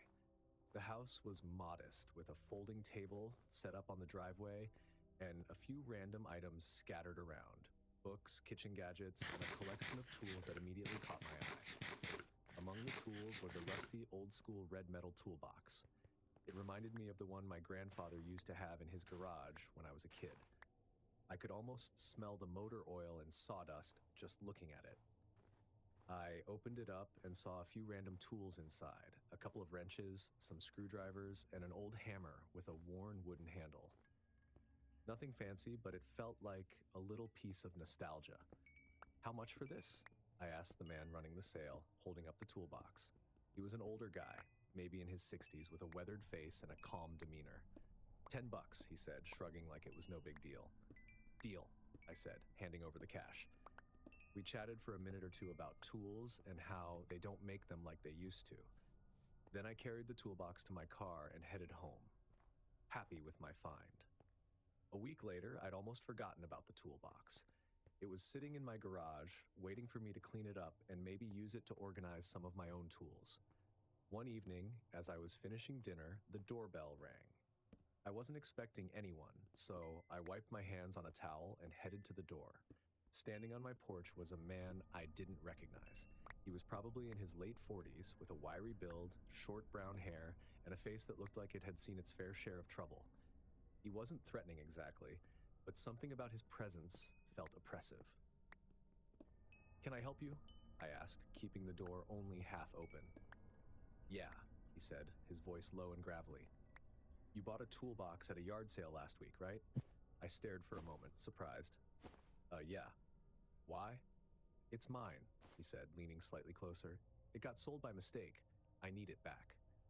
Now, this didn't sit right with me. The man at the yard sale hadn't mentioned anything about it belonging to someone else, and even if it had been a mistake, I'd paid for it fair and square. Still, I tried to be polite. "I'm sorry, but I bought it from the owner. Are you sure it's the same one?" "It's the same one," he insisted. "Look, I don't want trouble. I just need my toolbox back." I held back for a second, sure there was more to it than he let on. "I'm sorry," I said again, firmer this time. "I bought it legally. If there's an issue, maybe you should talk to the guy who sold it." He stared at me for a long moment, then nodded curtly. "All right," he said, turning to leave, "but I'll be back." True to his word, he came back. 2 days later, I was watching TV when the doorbell rang again. This time, I didn't answer right away. I peeked through the peephole and saw him standing there, looking more agitated than before. "Hey!" he shouted, knocking harder. "I know you're in there. Just give me the toolbox and I'll leave you alone." I didn't respond. Something about his tone made me feel uneasy, like he wasn't just some guy looking to reclaim his property. After a few minutes, he gave up and left, but not before pacing back and forth on my porch like a caged animal. The visits continued over the next few days, each one more intense than the last. He'd show up at random times, early in the morning, late at night, and pound on the door, yelling about the toolbox. Once, I heard him try the doorknob, and my stomach dropped as I realized I hadn't locked it. I quickly bolted it and called a friend. "Dude, this guy's unhinged," my friend said. "You need to call the cops." I was hesitant. He hadn't technically done anything illegal yet, and I didn't want to escalate the situation. But when he came back a week later and tried to force his way inside, I knew I couldn't just let it go. I needed to deal with it. It was late, around 10 p.m., and I was in the kitchen cleaning up when I heard the pounding on the door. This time, it wasn't just knocking. It was the sound of someone trying to shove the door open. "Open the door," he yelled. "I know you're in there." My heart raced as I grabbed my phone and dialed 911. As I waited for the operator, I grabbed a kitchen knife, my hands shaking. "I'm calling the police," I shouted through the door. "You need to leave." For a moment, there was silence. Then I heard him mutter something under his breath before retreating. I stayed on the line with the operator until the police arrived, explaining everything to the officer who came to my door. "Do you know this guy?" the officer asked. "No," I said, "but he's been coming around for the past week, saying the toolbox I bought belongs to him." The officer nodded. "We'll file a report and keep an eye out. If he comes back, don't hesitate to call us." That night, I kept thinking about the toolbox, wondering why it was so important to him. Was it sentimental? Did it have something hidden inside? I went to the garage and opened it up, sifting through the tools one by one. Nothing seemed unusual, just the same old wrenches and screwdrivers I'd seen when I bought it. But then I noticed something odd. The bottom of the toolbox had a false panel. I pried it open with a screwdriver. I was stunned, breathless, by what was hidden underneath. Inside were several small plastic bags filled with what looked like white powder. My stomach dropped as the realization hit me. Drugs. The man hadn't been after the toolbox. He'd been after his stash. The next morning, I took the toolbox straight to the police station and explained everything. The officer I spoke to seemed unsurprised, nodding grimly as he took my statement. "You did the right thing," he said. "We'll look into it, but I'd recommend being extra cautious for the next few weeks. If this guy knows you have his stash, he might not give up so easily." After leaving the police station, I tried to go about my day. Work, groceries, the usual. Life had to go on. It was late when I returned home. I couldn't stop thinking about all that had happened this past week. The officer I'd spoken with had been straightforward. Turning over the toolbox and its contents was the right move, but the man might not let things go so easily. They promised to investigate, but the officer's parting words stuck with me. "Be cautious." As I pulled into my driveway, something immediately felt wrong. The porch light, which I always left on, was off, leaving the front of my house in eerie darkness. I grabbed my phone from the passenger seat and stepped out of the car, scanning the area. Then I saw it. The front door was wide open, the lock shattered and hanging loosely from the frame. A jolt of adrenaline shot through me as I froze, staring at the gaping doorway. For a moment, I debated calling the police again, but the urge to know what was happening in my own home was stronger. I dialed 911, keeping the operator on the line, and cautiously stepped inside. The scene was chaos. The living room looked like a tornado had blown through it. Cushions thrown from the couch, shelves emptied, and papers scattered everywhere. My heart pounded as I moved deeper into the house. The kitchen was no better. Every cabinet door hung open, dishes smashed on the floor, and even the contents of the fridge had been dumped onto the counter. As I turned down the hallway toward the bedrooms, I heard the unmistakable sound of hurried footsteps. My pulse quickened, and I pressed myself against the wall, straining to listen. The back door slammed, and I caught a glimpse of two men sprinting into the backyard, disappearing into the shadows beyond my fence. I wanted to chase them, to yell, to do something, but fear rooted me to the spot. Instead, I waited a moment, making sure they were truly gone, before continuing to survey the damage. My bedroom was completely trashed, closets yanked open, the mattress overturned, and every drawer pulled from the dresser and dumped onto the floor. It didn't take a detective to figure out what they'd been after.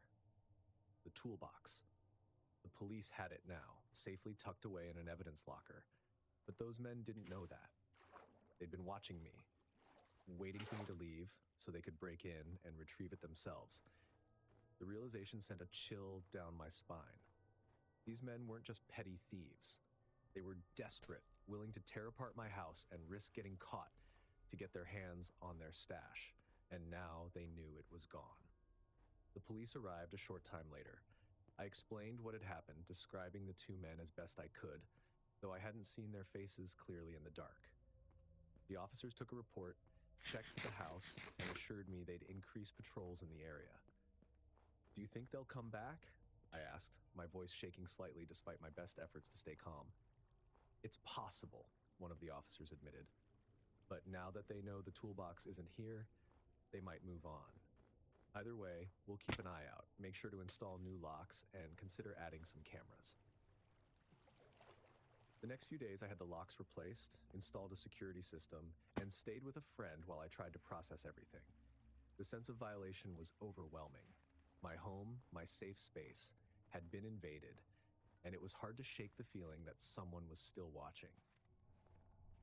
I still find myself looking over my shoulder every time I come home, scanning for unfamiliar cars or figures lingering nearby. The police haven't updated me on their investigation, and I don't know if they ever caught the man from the yard sale or his accomplices. Thankfully, the man never came back. I don't know if the police caught him or if he decided the risk wasn't worth it. Either way, I was stuck in a constant state of paranoia, always checking behind me outside. Looking back, I realize how naive I was to think a yard sale could be so harmless. What started as a nostalgic purchase turned into one of the most terrifying experiences of my life.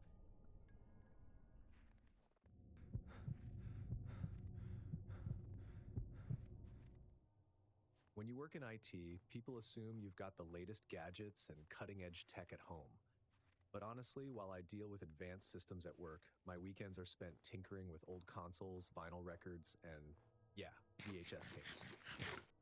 Rewinding a tape is one of those small, comforting rituals, hearing that soft whirring sound and watching movies the way I did as a kid. So when I came across a yard sale with a box of tapes for only $5, it felt like hitting the jackpot. The sale was nothing special. The family who lived a few houses from mine was moving out and was getting rid of some old things. They had a few tables with mismatched items, and the man was sitting in a lawn chair sipping iced tea. I wasn't even looking for anything specific, but the box of tapes caught my eye. Most of them were old classics: E.T., The Goonies, Back to the Future, nostalgic gold. But buried beneath them was an unmarked black tape, its label peeled off, leaving a faint adhesive residue. It stood out, and I couldn't resist. I tossed the box in my trunk, ready to dive into a weekend of movie marathons. That night, after sorting through the tapes, I decided to save the unmarked one for last. It felt like opening a mystery box. You never know what you're going to get. Bootleg concert footage? A home video someone forgot about? Something weird and hilarious? The possibilities were endless. I popped the tape into my old VCR, grabbed a beer, and settled in. The static noise greeted me as the screen lit up and the footage began. It was grainy, like an old home movie shot on one of those clunky camcorders from the 80s or 90s. The image stabilized, showing a family, a man, woman, and two kids, sitting in a cozy living room. They were laughing, talking, and passing around a bowl of popcorn. The sound was muffled, but it seemed like a normal family moment. At first, I thought nothing of it, just some random home video. But as I kept watching, something about the scene tugged at the back of my mind. The furniture arrangement, the wallpaper, it all felt familiar. I squinted at the screen, trying to place it, and then it hit me. The living room on the tape wasn't just familiar, it was mine. My house. My living room. I leaned closer to the screen. Sure enough, the layout matched perfectly. The couch positioned against the far wall, the old fireplace with the slightly chipped mantle, the small alcove where I kept my bookshelf. Even the faded floral wallpaper was unmistakable. But the tape looked like it was from decades ago, long before I'd moved in. I paused the tape and stared at the screen, trying to make sense of it. My house had been built in the late 80s, and I'd bought it 5 years ago from an older couple who'd owned it for ages. Maybe this was footage of them? But no. The people on the tape were younger, probably in their 30s, and the kids looked around 8 or 9. I didn't remember seeing any photos of kids when I toured the house. I told myself it was a coincidence. Maybe this was a family who'd lived here before the older couple. I hit play again, determined to see how it played out. As the video continued, the family's laughter seemed to die down. The kids looked nervously toward the edge of the frame, and the parents exchanged tense looks. It was subtle at first, little shifts in their expressions, their body language, but soon it became clear that something had changed. The man whispered something to the woman, and she nodded, pulling the kids closer to her. My heart felt heavy as I watched, completely glued to what I was seeing. The camera panned slightly, revealing more of the room. Shadows flickered against the far wall, moving unnaturally, like they didn't belong to the people in the room. One of the kids pointed toward the hallway off to the side, and the woman shook her head, holding him tighter. The tape began to distort, the image flickering with static, but I could still make out faint whispers in the background. The family looked terrified, their eyes darting toward the hallway as if expecting something to appear. The camera suddenly jolted, as if the person filming had dropped it, and the screen filled with static for a moment. When the picture returned, the angle had shifted to the floor, showing the family's feet. The whispers grew louder, mixed with the muffled sound of the kids crying. Then came the thud. Heavy, like footsteps, but the source was off-screen. The tape cut out abruptly, leaving nothing but a black screen. I sat there, heart racing, trying to process what I'd just seen. My rational mind told me it was just an old home video, maybe some kind of prank or staged performance. I just couldn't get past the thought that it was all too real to be fake. I ejected the tape and set it aside, telling myself I'd take another look later. Maybe I'd missed something, some detail that would explain it all. But for the rest of the night, I couldn't shake the image of that family's terrified faces, the way they stared toward the hallway, as if something was coming for them. The next morning, I decided to watch the tape again in the daylight, hoping it wouldn't feel as unsettling. This time, I paid closer attention to the details, the way the family moved, the expressions on their faces. I noticed something I'd missed the night before, a small calendar hanging on the wall. The year on it was from nearly 3 decades ago, decades before I even thought about moving into this house. The family in the footage kept looking at the same spot off camera, their expressions growing more and more panicked. Then, just before the tape cut out, I saw it. A shadow, tall and angular, briefly crossed into the frame. It wasn't like any shadow I'd seen before, more like the absence of light itself. The family huddled together, their mouths moving as if screaming, though no sound came through, and then the screen went black.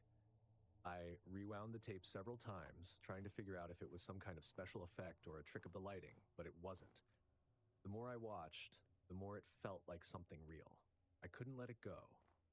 I reached out to a neighbor who had lived on the street for decades, asking if they remembered the family who lived there before the old couple that sold me the house. They hesitated, clearly uneasy, before finally saying, "I don't like talking about it." They left. Suddenly, something about the house didn't sit right with them. When I asked what they meant, they just shook their head. From what I saw, they abandoned most of their stuff, like they were in a big hurry, and the house was closed for about 3 years before the last owners bought it. I stopped asking questions after that. The tape went back into the box, and the box went into the attic. I haven't touched it since. Every so often, though, I catch myself wondering what really happened to them.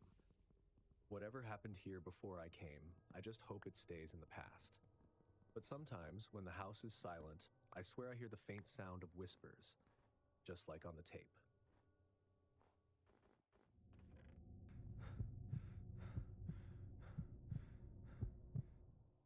Yard sales have always been a kind of therapy for me. There's something oddly satisfying about rummaging through old items, finding that one hidden gem, and imagining the story behind it. I looked forward to these weekends. They gave me a break from the intensity of my job, a chance to unwind and maybe find a treasure or two for my home. One Saturday morning, I grabbed my coffee, hopped in my car, and drove to a nearby neighborhood that was hosting a community-wide yard sale. The streets were crowded with people, folding tables overflowing with everything from dusty books to vintage knickknacks. I parked near a quiet cul-de-sac where a lone yard sale was set up under a massive oak tree. The sign caught my attention: antiques and vintage finds. I strolled over, taking my time to browse through the collection. There were old cameras, ornate silverware sets, and even a vintage typewriter. But what caught my eye was a tall mirror leaning against the side of the house. Its frame was gilded gold, carved with vines and flowers, though it showed signs of wear. The glass was slightly warped, giving it that old-fashioned charm that instantly drew me in. I imagined it hanging in my living room, catching the afternoon sunlight. As I studied the mirror, the vendor, a man in his late 50s, walked over. He was wiry, with salt and pepper hair and piercing blue eyes. "Admiring the mirror?" he asked, his voice calm but with an undertone I couldn't quite place. "It's beautiful," I replied, running my fingers over the frame. "How much?" He hesitated, his hand resting protectively on the mirror's edge. "It's special. Been in my family for generations. Are you sure it's what you're looking for?" His reluctance caught me off guard. Most vendors I'd encountered were eager to sell, but he seemed almost possessive. "I'm sure," I said, smiling, "it would look perfect in my living room."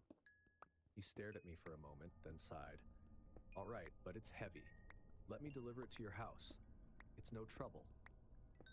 His insistence gave me a bad feeling. I could have easily fit the mirror in my car, but I didn't want to be rude. Knowing better, but doing it anyway, I agreed and gave him my address. A couple of hours later, his old pickup truck pulled into my driveway. I met him outside, planning to help carry the mirror in, but he waved me off. "I've got it," he said, carefully unloading it and bringing it inside. He placed it against the wall in my living room and stood back, as if admiring his work. "It looks good here," he said, his tone almost reverent. "Take care of it." "Thank you," I replied, but he lingered, his eyes scanning the room. It felt intrusive, like he was memorizing every detail. Finally, he left, and I locked the door behind him, feeling a strange sense of relief. That evening, I sat on the couch, admiring the mirror in its new spot.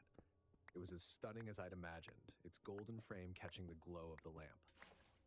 But as the night wore on, a faint unease crept in. I told myself it was just my overactive imagination and went to bed. The next morning, as I stepped outside to grab the mail, I noticed a car parked across the street. It was an old blue sedan, its windows tinted. I didn't think much of it until later that afternoon when it was still there. I looked over, but I couldn't see who was inside. Shrugging it off, I went back inside. That evening, as I closed the curtains, I peeked outside again. The sedan was still parked there. This time, I could make out the outline of a man sitting behind the wheel. My chest tightened when I realized it was the vendor from the yard sale. Why would he be parked outside my house? Maybe he lived nearby. Maybe he was visiting someone.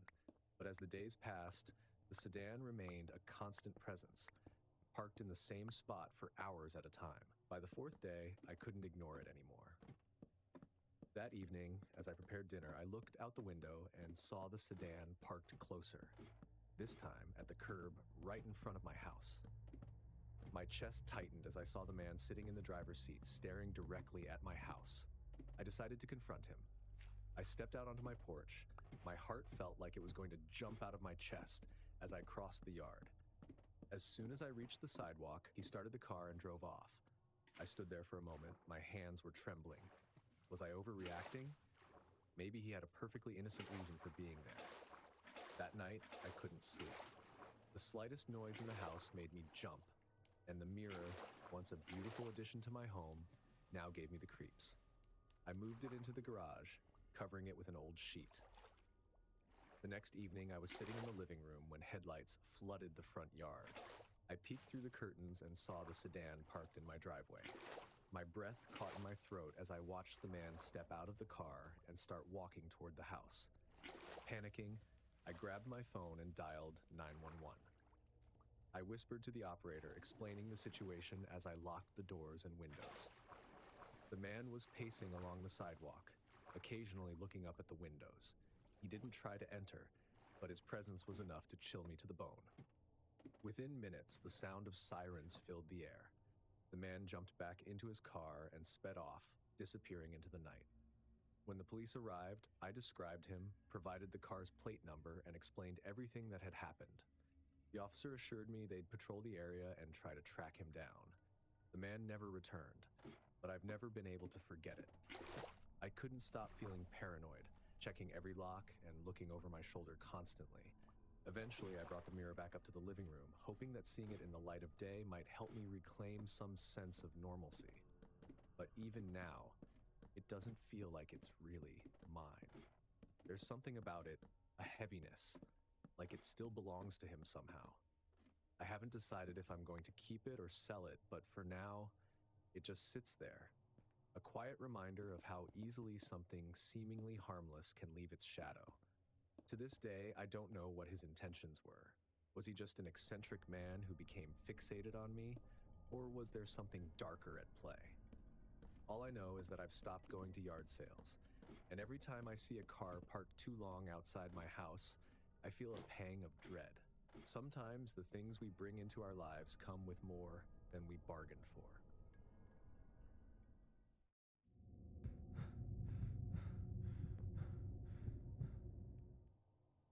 I've always loved vintage furniture. The wear and tear, the little imperfections give it a unique story to tell. The moment I saw that vintage rocking chair at the yard sale, I knew I couldn't pass it up. It was charming in a way only old furniture can be. The dark wood was etched with delicate carvings of vines and leaves, and though the seat had a few scratches, it looked sturdy. I could already picture it in my living room, tucked into the corner by the window. "How much for the chair?" I asked, running my hand along the armrest. The woman running the sale barely looked at me as she muttered, $20. It was a steal, but her tone gave me pause. She seemed eager to get rid of it. "It's an antique, right?" I pressed, curious about its history. "It's old," she said, shrugging. "You want it or not?" Her dismissive attitude should have been a red flag, but I chalked it up to her just wanting to clear out her clutter. I handed her the 20, loaded the chair into my car, and drove home, excited to find the perfect spot for it. The chair fit perfectly by the bay window. I spent the rest of the afternoon rearranging my living room around it, placing a soft throw blanket over the back and a small rug underneath. By the time I was done, it looked like it had always been there. That evening, I sat in the chair for the first time with a book and a cup of tea. The wood creaked softly under my weight, the gentle rocking motion oddly soothing. Around 11 p.m., I turned off the lights and headed to bed. As I lay there in the dark, I heard it, a faint creaking sound coming from the living room. It was rhythmic, like someone gently rocking back and forth in the chair. I sat up, listening. The sound continued for a few moments before stopping. It's just the wood settling, I told myself, though my heart was racing. I rolled over and tried to sleep, but the sound stayed with me. The creaking became a nightly occurrence. Sometimes it was faint, other times louder, as if someone were pushing the chair harder. I started avoiding the living room at night, opting to stay in my bedroom with the door closed. One morning, I walked into the living room and froze. The chair was slightly out of place, angled toward the window. Maybe I bumped it, I thought, though I knew that wasn't true. I'd been careful not to touch it when I'd vacuumed the day before, and I lived alone. There was no one else who could have moved it. I shoved the chair back into place and went about my day, trying to convince myself it was nothing. But the unease lingered. One night, I decided to test the chair. After dinner, I sat in it for a while, rocking gently, trying to see if there was something mechanical about the movement or sound. Nothing seemed out of the ordinary. Before going to bed, I took a small piece of tape and placed it under one of the chair's legs, marking its position. If it moved again, I'd know for sure. I woke up around 2 a.m. to the loudest creaking yet. It was violent, the sound of wood straining as the chair rocked back and forth with force. I threw on my robe and ran into the living room. The chair was rocking furiously, the throw blanket draped over its back, slipping to the floor. "Stop it!" I shouted, though I wasn't sure who or what I was yelling at. The chair stopped abruptly, the room falling into eerie silence. My eyes darted to the tape mark. The chair had moved several inches off its original spot. That was the first time I truly felt afraid. I left the lights on that night and sat on the couch, watching the chair until dawn. The next evening, as I was locking up for the night, I heard something new. A faint whisper, low and unintelligible, coming from the living room. I inched closer to the doorway, heart pounding. The whispering grew louder, though I still couldn't make out the words. It seemed to be coming from the chair. "Who's there?" The whispering stopped. I backed away, grabbed my phone, and called my friend Anna. "I need you to come over," I said, fighting to maintain a calm tone. Anna arrived 20 minutes later, rolling her eyes when I told her about the chair. "You're just hearing things," she said, plopping down on the couch. But then the creaking started again. Anna froze, her eyes widening as she stared at the chair. "Okay," she whispered. "That's not normal." The final straw came 2 nights later. I decided to sleep in the living room, thinking maybe my presence would keep the chair from moving. Around 3 a.m., I woke to a loud bang. The chair was rocking violently, slamming against the wall with each swing. The throw blanket had fallen to the floor. I jumped up, backing away as the chair continued its relentless movement. I grabbed my keys and ran out of the house, not stopping until I was safely in my car. The next morning, I dragged the chair out to the curb, leaving a sign that simply read, "Free." I didn't care who took it, I just wanted it gone. By the time I checked again, the chair was gone, but I didn't feel relieved. The living room felt empty, but not in a comforting way. For weeks after, I couldn't shake the feeling that I'd brought something into my home with that chair. Now, whenever I see a piece of vintage furniture, I hesitate. There's no way to know what history it carries, or what might be attached to it. And as much as I love the charm of that rocking chair, I've learned one thing. Some treasures aren't worth the trouble they bring. If these yard sale nightmares gave you chills, hit that like button and subscribe for more spine-tingling stories. What would you do if you found yourself in one of these situations? Let me know in the comments. I'd love to hear your thoughts. And if you have a friend who loves a good deal, share this video, but maybe warn them first. Thanks for watching, and I'll see you in the next nightmare.